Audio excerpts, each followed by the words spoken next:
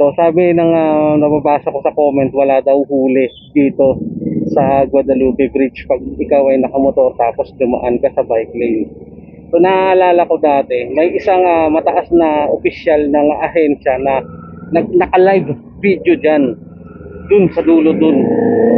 Tapos hinuhuli, sinisita niya yung mga motor na dumadaan. May one time nga na muntik ng masagi yung nagbibisikleta, hinuli, sinikitan. So sabi naman sa comment section, wala daw huli dito, hindi daw hinuhuli. Pero exclusive bike lane yan, hindi yan sharrow lane eh. Walang sharrow lane dyan eh. Sharrow. Tapos sa inyo ang camera. Say hello to the camera.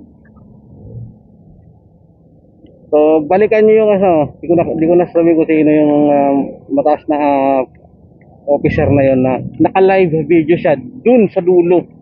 Binibidyohan niya yung bike lane, tapos tinitingnan niya kung sino ang mga huhuli. Tapos yung mga motor dati andun sa likod, nagkumpulan kasi may huli sa harap. So okay, tingnan nyo kung tingnan. Wala daw kasi, dumaan daw siya, wala daw siyang huli, base dun sa, siguro sa portal. So pero tayo, sabi ko nga, tatagal ko na sinasabi to, na kahit may sharrow lane yan, hindi ako dadaan dyan.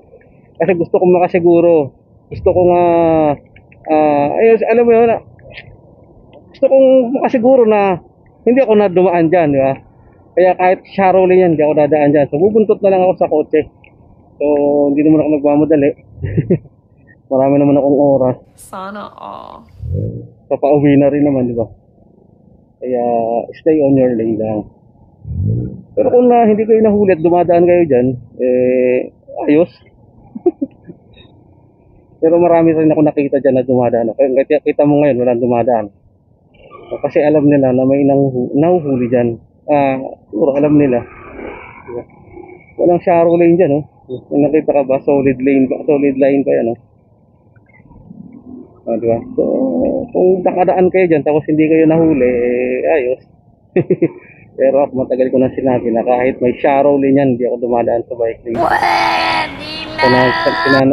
Sinanay ko na yung sarili ko na hindi na dumaan dyan. Mahirap na, di ba? Mahirap magtiwala, syempre.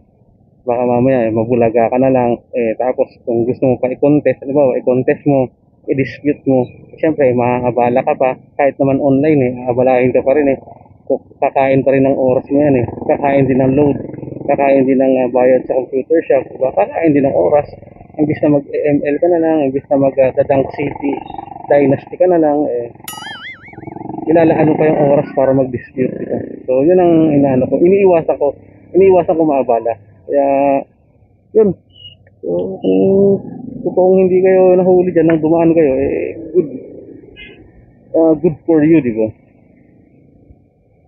Pero tinan mo naman yung karamihan, tinan mo yung nasa likod ko. Halos nasa likod ko rin, mga motor. Hindi dumadaan dyan.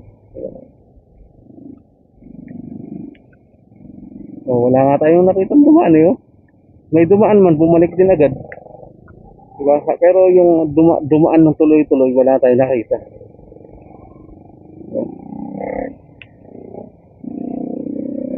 May nabasa lang ako sa comment section, na wala daw huli pag dumaan dyan. Siyempre hindi rin natin alam sa iba kasi yung iba hindi pa nagpo-post kung sino yung mga nahuli, kung saan sila nahuli. Pero ako, tandaan nyo, pag ako may violation ako na nahuli, ipo-post ko, i-content ko yan. Kung sakali man mag-dispute ako, i-content ko din yung dispute ko. Kaya yun. Para at least, di ba, aware din yung iba, di ba, na huwag tayo gayahin. Kung may violation man ako, huwag tayong gayahin. Pero kung may dispute naman yung ano ko, di ba, at least meron silang insight na kung paano mag-dispute. Anuhin natin yan. I-content natin yan. Lahat ngayon ay content.